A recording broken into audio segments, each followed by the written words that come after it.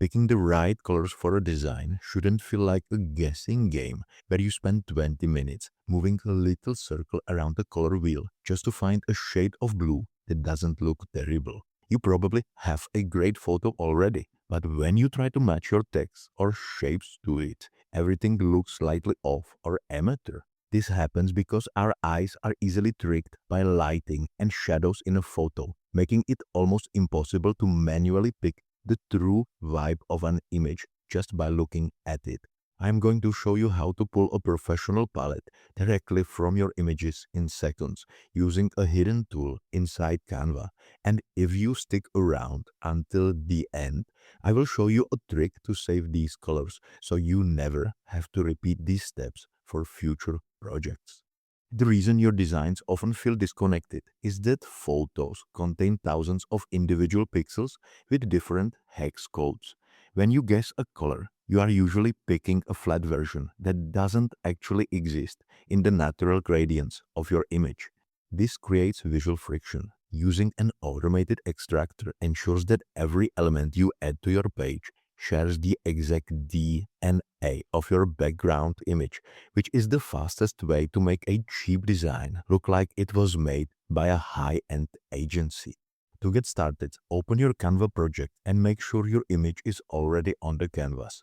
If you haven't picked one yet, just grab any high-quality photo from the Elements tab and drop it into your design. Now look at the sidebar on the far left side of your screen.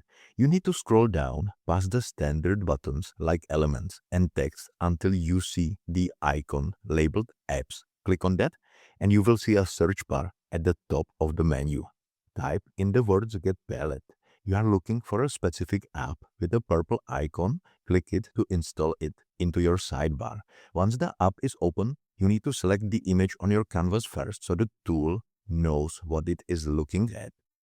With the image highlighted, look back at the left panel and click the button that says Get Color Palette. It will instantly break down the photo into its core components.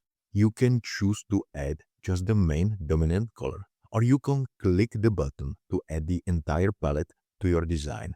This will drop a series of color squares onto your page that you can then use to style your fonts, borders, and icons.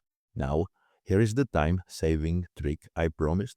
Instead of just leaving those color squares on your page, click on any element, go to the color picker, and you will see these new colors listed under Document Colors.